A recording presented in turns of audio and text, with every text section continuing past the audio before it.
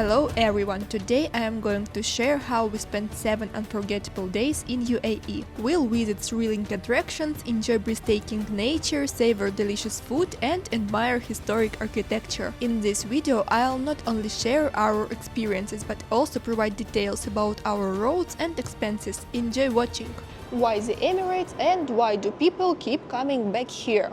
In the Persian Gulf, there are 6 countries that have grown wealthy from oil: Qatar, Bahrain, UAE, Saudi Arabia, Oman and Kuwait. However, Dubai and to the lesser extent other Emirates choose to focus on tourism. Bahrain is also quite accessible for tourists, but in my opinion it is like Dubai for Arabs, calmer and more reserved. And now we are going to our first point of interest, the Al-Fahidi District. The Al-Fahidi District is like a time machine nestled in the heart of bustling metropolis. While new skyscrapers continue to rise across Dubai, life here seems to have paused, flowing at its own tranquil pace. Local authorities take great care to preserve the charm of this area, allowing visitors to glimpse the humble beginning of the city. Among the district's highlights are the famous spice souq and gold souq, must-visit spots for anyone exploring Dubai. This place is perfect not just for ticking off another attraction on your list, but for leisurely strolls and enjoying the atmosphere. Even the Starbucks here is designed with the district's traditional architecture in mind, featuring arches, wooden lattices and old-style doors and walls. And that is exactly where we are heading now.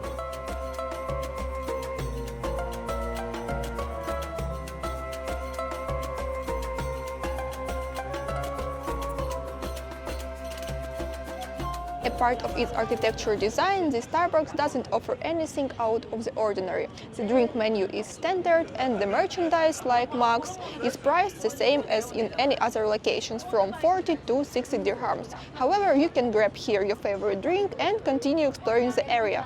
It's December and the weather now is quite cool, around 25 degrees, but in summer the temperature can soar up to 40 degrees. Long before the air conditioning was invented, the Arabs came up with the wind towers. Let me show you. They resemble a tower with openings on all sides, designed to catch the breeze and channel it into the rooms, creating the cooling effect. The similar structures can be found in different countries and cities in Persian Gulf. We even saw one in Sheikh Zayed's Al Maktoum Palace. And now it is time to go to another side of the creek. And we will do it by taking this boat called Abra.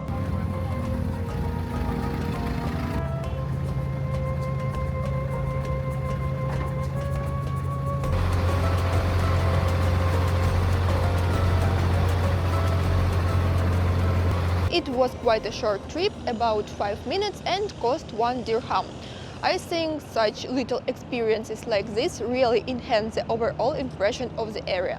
On this side of the creek you can find the gold souq and the spice souq. The first one, something more for wealthy, so we will just have a look of the area, but on the spice souq I think we can do some shopping.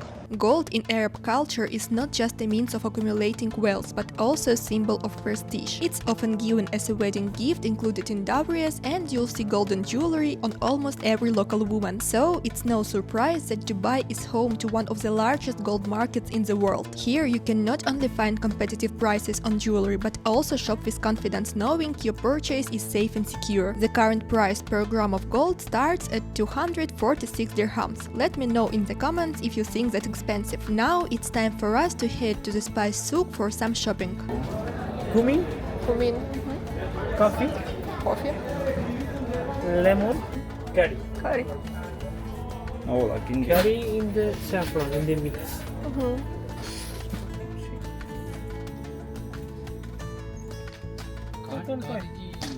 The local spice souq is truly paradise for food lovers. I wanted to visit it for many years because one of my main hobbies is cooking. In the end, I bought a lot of different spices like cinnamon, paprika, masala spice for chicken, and even saffron. Interestingly, Dubai was the major trade center long before the oil boom, and the spices were one of the main commodities here. Next, we are heading to more distant places, so we are going to rent the car. In almost every country, we use the Sixth company. We've never had any problems with them, and the prices are usually budget-friendly. The only one downside is the huge deposits, and you will need the credit card with your name on it. Here is the car we've got. It's some sort of Chinese economy card, and it costs 70 dirhams per day.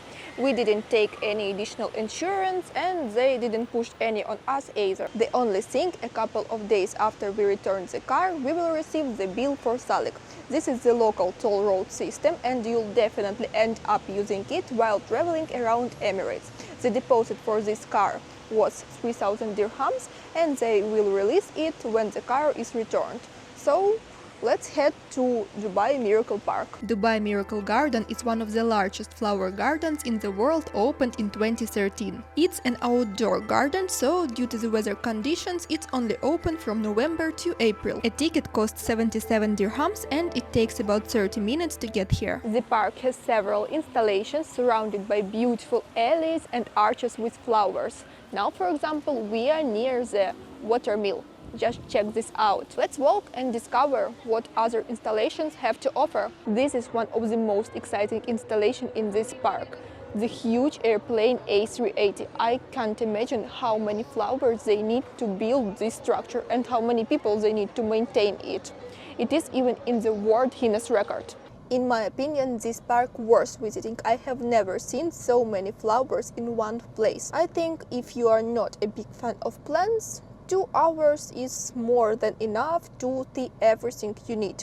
And we are ready to continue our journey. On the exit of the parking, we had one surprise. The worker asked us to pay 45 dirhams.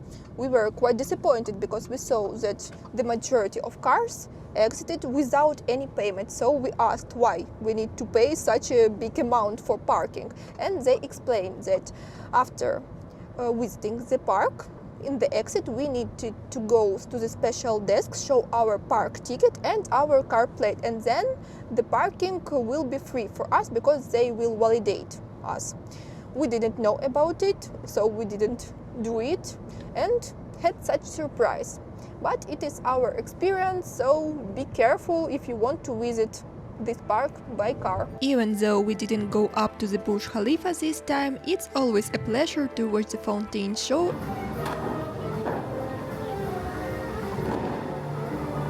and admire the beautiful lighting of the tower. The show is performed periodically during the day and every evening from 6 p.m. to 11 p.m. It runs every half hour. Today we had a plan to wake up earlier as we were heading to Motiongate Park. But, as usual, we overslept and ended up leaving only at 12 p.m. In the Emirates, the most popular amusement parks are Ferrari World and Warner Brothers World. We've been to the last one 2 years ago and it was really cool. There is also Bollywood Park, Legoland and IMG World, but you should only go there if you're really into the theme of the park. Without that, it might feel a bit boring. Motiongate should be something in between, so we're hoping we'll like it. It's quite far from Dubai, so we're driving there. There are also buses from the Ibn Battuta station, but that road will likely take about twice as long. Tickets to all this park cost roughly the same, around 230 dirhams per person. If you're a big fan, there are multi-day tickets that are noticeably cheaper per day. Despite it's a peak season in Dubai right now, the crowd surprisingly light. The entrance is well designed and nicely decorated, but to be honest, not as good as, for example, in Universal Studios in Osaka or in Disneylands all over the world. So, let's take a look at the souvenir options before we head off to explore the rides.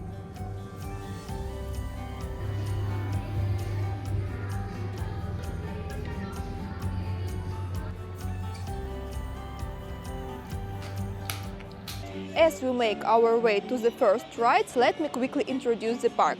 It is divided in 5 zones, inspired by famous movies and animations. It is Columbia Pictures, Lionsgate, DreamWorks, The Smurfs Village and Studio Central. As I know, the scariest rides are located in 2 first zones, so we will save them for later. And now let's discover what the DreamWorks zone can offer. Honestly, I didn't record much in this park because most of the rides were for kids, which didn't interest me much. But there was one ride that caught my attention.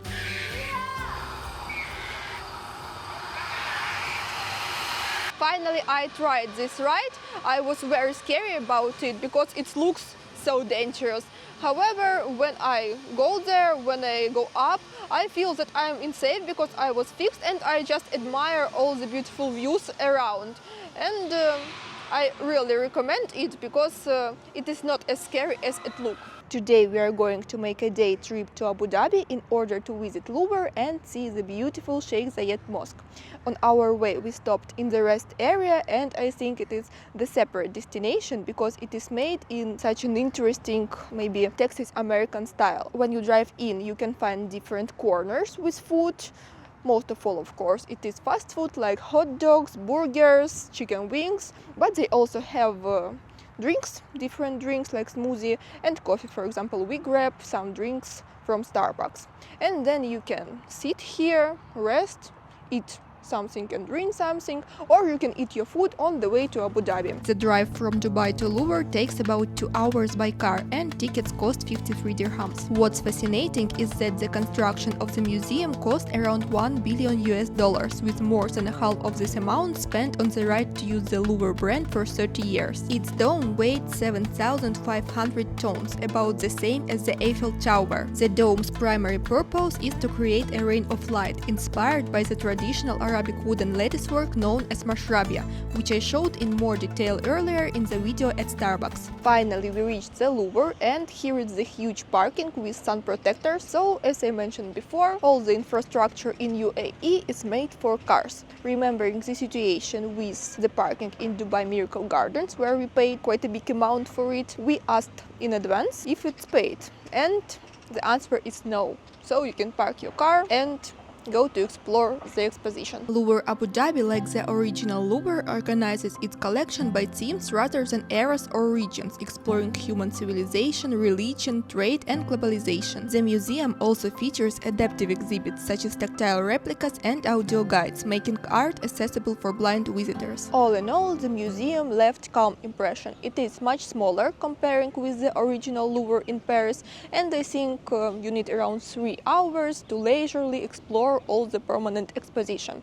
However, the architecture is really stunning. This white building, which is like floating, this dome, really amazing. So I recommend to visit it because I think you won't find such building anywhere in the world. After the Louvre, our next stop was the famous Sheikh Zayed Grand Mosque. We planned it for the evening for a reason. Once the light turned on, the mosque looks like it's floating thanks to the water pools surrounding it. It's absolutely stunning and feels almost unreal. If you're visiting as tourist, not for prayer, the entrance is through a shopping mall. There are a few security checks along the way. They will take anything sharp or dangerous and check if your outfit is appropriate. Make sure you're dressed modestly or they might ask you to cover up. And here is a cool fact. This mosque holds several Guinness World Records. The world's largest hand-knotted carpet and one of the biggest chandeliers. It's literally record-breaking. The new day, and today we are heading to less obvious destination about 2 hours from Dubai in Ras Al Khaimah, the stunning Jebel Jais mountain. As the road lines mostly along the coastline, I considered showing different beaches in different Emirates. However, it makes no sense because the majority of hotels outside Dubai have its own private beach and the quality of them can be different. Jebel Jais is the highest mountain in UAE located in the Emirate of Ras Al Khaimah. It's famous for its winding roads and stunning views. One of the main attractions here is Jebel Jais Flight, the world's largest zipline which stretches over 2.8 kilometers. The mountain also has hiking trails and viewing decks. It's quite unusual, but Arabs like camping, and not just in UAE. For us, camping means lakes, forests, grass, but here that's all about deserts and mountains. Maybe it is partially because of the weather. For example, now we are quite high in mountains and the weather is cool, around 12 degrees I think. But on the coastline it's much warmer. I saw that many people stay here overnight, setting tents, cooking and socializing. Talking about food, there are three things that really stood out during our trip. First is breakfast. We stayed at Hyatt Place Hotel and breakfast was included in our room rate. It was a funny experience. Most of the guests were from India with some from Africa, so the food was tailored to them. There was Indian food, but also pasta with Indian spices, vegetables with Indian flavors. Basically everything tasted like Indian food. Honestly, I didn't even try anything like this in India. If you are staying in the Deira area, keep this in mind. Second, supermarkets. Since the UAE imports about 90% of its food, you can find products from all over the world, from shrimps and pasta to Russian dumplings. In a mid-range grocery store, you can get 15 eggs for 12 dirhams, a bottle of Coke for 3.5 dirhams, 1 kilogram of potatoes for 3 dirhams, cucumbers for 3.85 dirhams, fresh baguette for 3 dirhams, and chicken breast for 53 dirhams per kilo. If you are on a tighter budget, you can shop at discount supermarkets. The selection might be smaller, but the prices are about 30% lower. So life in the UAE isn't just for the rich. Another thing borrowed from the US is their love for big packaging. You'll see huge bags of chips that could last you a year, or packs of napkins big enough for your grandkids to inherit. Third, Middle Eastern restaurants. My husband loves this type of food, so he immediately started searching for a new favorite spot. By chance, we tried Iraqi cuisine and it was unforgettable. The dishes were simple, like grilled meat and rice, but the flavors were unique. A special touch in this restaurant is how they serve the table. Kebabs were packed with spices and herbs. The hummus with shawarma was a true Middle Eastern feast, and the raisin juice actually tasted like raisins, not grapes. Soup, salad and flatbread were given to all customers, and at the end of the meal they served aromatic tea. On our last day, the manager found out we were leaving and gave us flatbread to take with us, so we wouldn't go hungry on the way. Today is our last day in Dubai. We just returned the car and are heading to Dubai Marina for a walk. The main thing before returning the car is not forget to refuel it, otherwise they will charge you a big amount on top. Almost all rental companies have the rule that you need to return the car with the same fuel level that it was when you picked it up. The return went smoothly, as we documented all the small damages when we got the car firstly. So everything was quick and seamless upon return. We had big plans for the day, but we barely managed to stick to them. First, we went to the view at the Palm using the monorail, which cost a crazy 10 dirhams one way. Tickets for the observation deck itself were 60 dirhams, not too expensive by local standards. Here's how it went. We are staying in the queue around 30 minutes, I think, and I do not know where is the end of it. First of all, they show us some immersive show, and then it started a huge queue, and I do not know when we will come to the top. In total, we spent about 1.5 hours in lines. Once we got to the top, we were a bit disappointed. Even though the platform is quite high, the metal beams ruined the view. Plus, we couldn't stay as long as we wanted because we had a cruise booked. The line to go down was almost as long as the line to go up. At the last minute, we managed to grab a taxi and make it to the boat just in time to catch the sunset on a cruise in Dubai Marina. The duration of the cruise is about 1 hour, and usually they start in on sunset or even later, about I think 7 p.m. or 8 p.m. Officially, you cannot find here an alcohol. However, the waiter can offer you beer or wine when nobody see and hear it. The majority of people here speak Russian, and I think on the other boats is the same. My husband has motion sickness, so I want to ask him if it is possible to go on cruise with such problem. Hi, it's me having motion sickness. To be honest, here it's not such a big problem because the boat make one circle around, and when it's inside Dubai Marina, water is calm and you feel nothing, like you're on the earth. But when it comes out of Marina and goes directly to the harbor, then it's more like an open sea, and of course it shakes more. And I feel like a little bit of shaking, but it's not a big problem because first of all the shaking period is like 10 or 15 minutes, I think, so you can't get as much motion sickness as you could get probably. So actually with motion sickness it's not a big problem, to be honest. Moreover, if you can see, I am near the sea, so if I have like big motion sickness I can do like this and no problem. No motion sickness anymore. At all, you enjoy the cruise? Yes, very nice, but the food is truly garbage. No, at all food is normal. And finally we plan to try the famous Dubai chocolate. It costs insane 70 dirhams per bar and can only be ordered through the delivery app, similar to Uber Eats, Karim or Talabat. Orders are accepted only twice a day at 2 p.m. and 5 p.m. We placed our order during the cruise and the delivery arrived right at the dock. The chocolate is basically regular milk chocolate with a pistachio filling. Let's give it a try. Finally we made it to the famous Dubai chocolate, which I think have already tried just everyone. The price for it 70 dirhams and outside the UAE the price is roughly the same. It comes with like this bag. Inside here is chocolate, and also they put this thing, as you see. Here's how it looks like.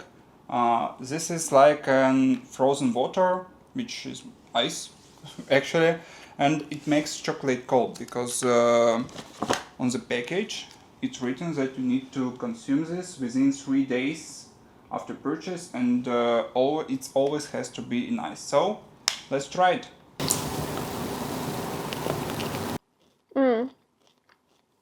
It is so crispy and very sweet. I even can say too much sweet. To be honest, I'm not a big lover of chocolate at all, so for me it is not the tastiest dessert that I've ever tried. But like experience, it is of course interesting. It is very famous chocolate, so because of it only I wanted to try it. For the second time I won't buy it. However, the design is pretty good. Here we are now in Hyatt Place Wasl District, and here house looks like. This is a bathroom. Actually this is all you need. This is shower, bidet, toilet, everything is standard. Here we have a little sofa, very huge bed, I think it's king size or even wider, 4 pillows. We also have a welcome gift because we are globalists. Here a small chair if you need to do some work, TV, you have some tea, you have some bucket for ice. Here is a refrigerator, it's small but pretty good. Also there is a little windows which has Burj Khalifa view. I don't know if you can see it from this point, but Burj Khalifa is somewhere there. So the total cost for this hotel is 5,000 points per night, which is approximately between $80 and $100. It's a very good value for this period because it's a holidays period, it's a pre-New Year period, and now this hotel costs maybe like $120, $140. If you come in summer it will be much cheaper, but now it's expensive, so it's much more profitable to pay with points.